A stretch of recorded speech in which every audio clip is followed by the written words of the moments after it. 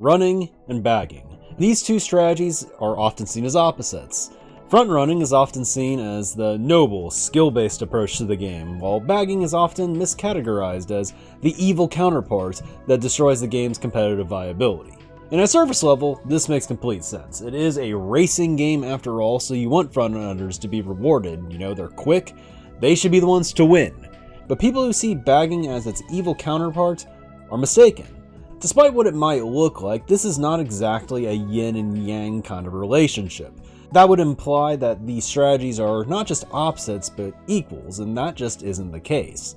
If you can win races both ways though, how are they not equals? Well, think of the object of the game. You want to finish in the front, and what this means is that for bagging to win out, a change must happen. And for a front runner, they simply just must maintain. And as such, bagging is reactionary. So it is something to go for when front running doesn't work. The item that makes bagging work, as most of you know, is the shock, and watching any mid to high level 6 vs 6 match should make this fact very apparent. But if a team's desperate to get the shock in order to win a race, it is likely because they have no frontal presence or front runners. So what happens when they don't pull the shock? Well, they likely take a huge loss on the race, and if they are continuously unable to establish the front in every race, things will get ugly really quickly. Conversely, what happens to the team up front if an opponent pulls a shock? Well, here's the good news. A shock doesn't automatically win a race, and they still have to actually pass you to make good use of a shock. Now, there's a lot of counterplay to actually negate damage caused by an opponent's shock that we'll discuss as well, and that includes, dodging the other team's shocks yourselves, pulling your own ones and using them before they can use theirs, mind games, and being fast to the point where they don't catch up even after using one. Another thing to note is if there's a situation where both teams have the shock, you should pretty much use it as soon as you know. Even if it's a bad situation, it is still better than letting, the opponents use it, unless they're shock holders, in a dodge themselves and will get to keep theirs.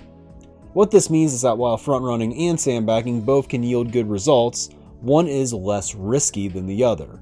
Front running should be the approach that you want to go for because if you can do it, you can win without really taking much of a risk.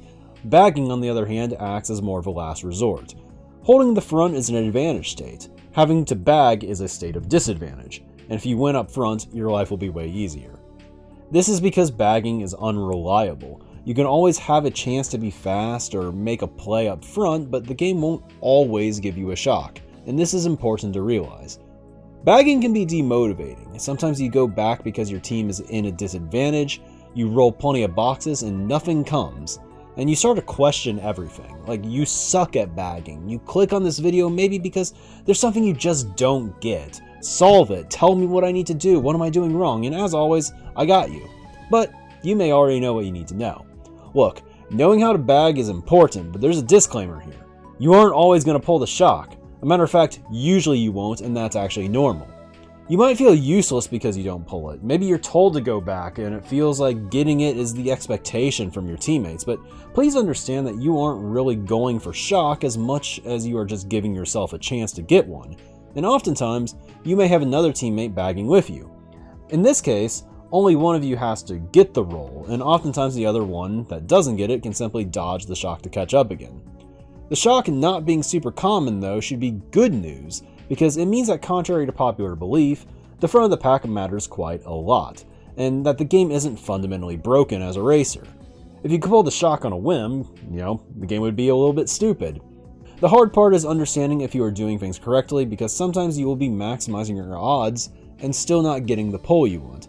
But this all has to do with confidence, so let's talk about the ways to maximize your odds. First off, realize that shock is only obtainable in 9th place or lower in full lobbies. This is just a must-know fact, and we'll discuss it more in the final section on formations. Number 2, understand how distance works. Shock distance is important in 6 vs 6, but star distance is also a critical thing to understand in literally every format. One thing that I like about this game is that you can almost pull certain items intentionally at times, and stars, those are one of those items that you can kind of feel you're going to pull. Feeling out where you're going to get them is a crucial ability, and as for shocks, you want to target the earliest possible range where you can pull them. This is not just so you can maybe catch up, but also to limit the amount of golden mushrooms and bullet bills you receive while bagging, because if you get those, well, it's harder to get the shock because they aren't chainable, much like stars and triple shrooms are. Check out the link in the description, by the way, for more details on star and shock distance. There's a nice resource. I'm not going to get into all of them here, and you don't really need to memorize these maths, but they can definitely help your understanding quite a bit. Number 3, understand what a boosted roll is. So for instance, most items in the back you can only have one of, unless a boost steals, a second one for you. And outside of single shrooms, pretty much every item that you get in the back you're not going to roll 2 of. And what this means is if you're holding an item, say a star, and you go into a box, you will take stars out of the roulette. And if you take an item box holding nothing in hand, well, you can get anything. Say you hold a star into an item box, then chain it. You actually will get 2 boosted rolls for the shock here. Your first item won't be another star, and if it isn't a shock, then the second won't be the first item that you roll. On the other hand, if you don't have an item and you stop in a set to get 2, or you just pull a double box, you'll get 1 normal roll and 1 boosted roll, which is less than, well, 2 boosted rolls. And finally, learn to maximize your rolls. I've said that word a lot, but a roll is essentially just rolling for an item. Most people will get 1 or 2 rolls at a time while racing by just getting single or double boxes. However, if you really need something, you can often roll 3, 4, or even 5 times without penalty depending on what items you get. When rolling for shock, keep in mind the following. 1 boosted roll is better than a normal roll. 2 boosted rolls is better than 1 normal and 1 boosted roll, which is what happens when you take a double box as mentioned. And this is why stopping at doubles isn't always what people do. Doubles are really only more useful when you aren't planning to stop at all. A final note about rolling, but this applies heavily to non-bagging scenarios as well. If you're facing a player and you feel like they just pull a lot of bombs or super horns in first, they might feel lucky, but maybe they're giving themselves more opportunities, or rolling for more items in first. You can't roll a bomb in first, for instance, if you hold your current items through a set. Now, obviously you can't discard them when it isn't safe, but keep this in mind, because the way I like to look at it is, give yourself an opportunity to be bullshit. The best way to do this is by rolling a bunch of items, because eventually you'll start getting the more lucky items if you give yourself more opportunities to get them. Too many people actually decrease their ability to get good items, I think, because they simply don't play the system like others do. Anyway, sometimes your bagging strategy will be track dependent, and we will talk about that plenty in the rest of the video and series at large. To close things out though, I want to talk about positioning in 6 vs 6 matches. So, I hear the groaning already. Rookie, why is football on my screen right now? Damn it, man. Well, the example is relevant to our 6 vs 6 wars and risk assessment. Now, football is a chess match, and what an offense decides to do often is dependent on what a defense is willing to give up. In the picture you see right now, this defense is playing what is referred to as a cover 0 look. And what this means is that there are 0 safety valves up top. This is a high risk, high reward formation for the defense, because while they have a bunch of players who can get to the quarterback here very quickly since they're very close to him, if one of the pass catchers can break past their defender, they're likely going to score a touchdown very easily. In football, this safety valve, or the safety position, kind of acts as a preventive measure for an explosive play by the offense. Formations in your typical 6 vs 6 matches operate almost the exact same way, and what can occur really just depends on how many players you're going to dedicate to front running or bagging each race. The equivalent of this cover 0 look we just discussed would be a run 6 type of formation, or having everyone on the team try to play up front. Running 6 is a strategy that is rarely ever seen at top level because of how risky it is. And what makes it risky? Well, if everyone on the team is trying to get up front, you're giving the other team the option to hold every single position where the shot can be pulled, or 9th through 12th. And this could be referred to as the opponents having full odds, which means that if a shock is pulled, the other team will be the one that gets it. It is not really going to ever be in a single player's favor to pull a shock, but if there are 4 people who can obtain it, it is pretty likely that one of them, or even 2 of them, pull it. And in this instance, not only is it easier to pull the shock, but there's nobody on the other team who is going to pull a shock of their own to rush you into using a bad one. You also likely won't have to worry much about the other team having their own dodges to play around if they're all trying to front run. So, why might a team try to run 6 if it's so risky? Well, it's high risk, but it's also high reward. With more players up front, you'll have more mismatches to exploit to win over those top spots, but it will leave you completely vulnerable to a lightning strike. Running 6 is most often seen in last race scenarios where you need like a top 5-8 in order to win a match, and maybe you gamble on a short track or something and that the opponents won't get it, but the likely result is usually just the opponents get a free shock and win the race big. Running 5 people is a more commonly seen strategy, especially on front-run heavy tracks like Warrior Stadium or the shorter tracks like Moo Moo Meadows, and in most situations, having just one person to spy or dodge a shock is still not enough, but it is not reckless as well running all 6.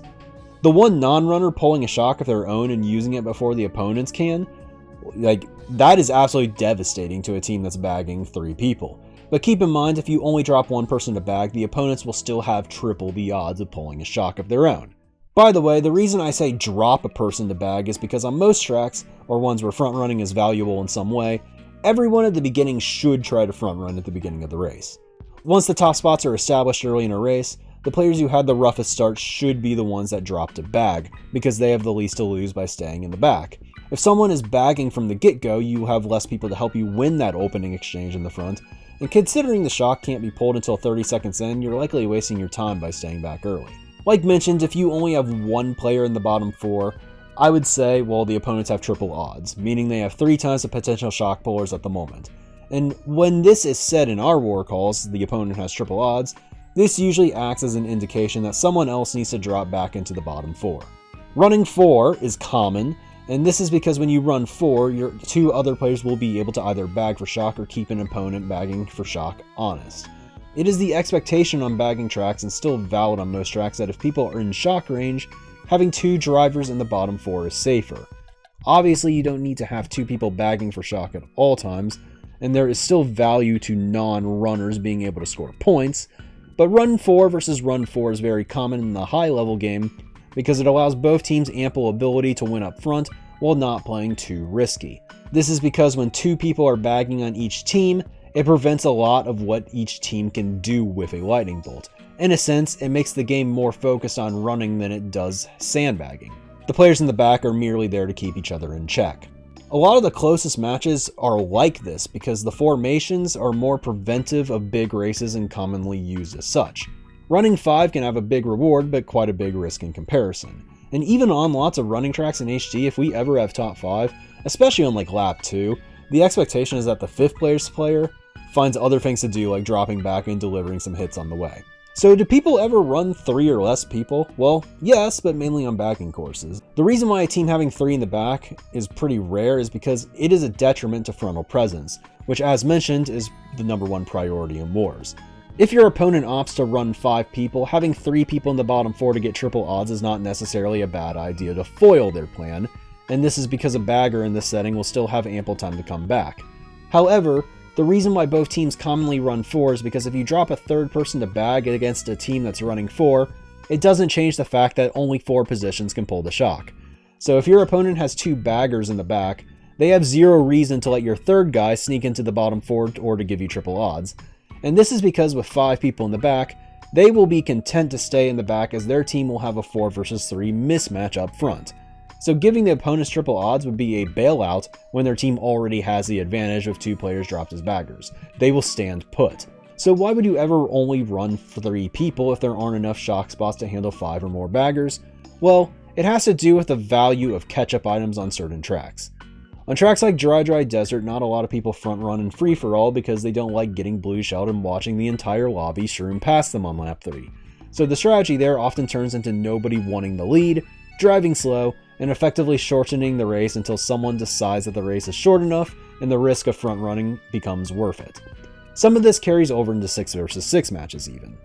I see a lot of people saying they bag for stars also. Outside of the very extreme tracks, I don't think this is a great strategy. And this is because anyone can pull a star really. You might as well do it when you no longer have the option to front run. However, on some tracks, front running won't be that useful.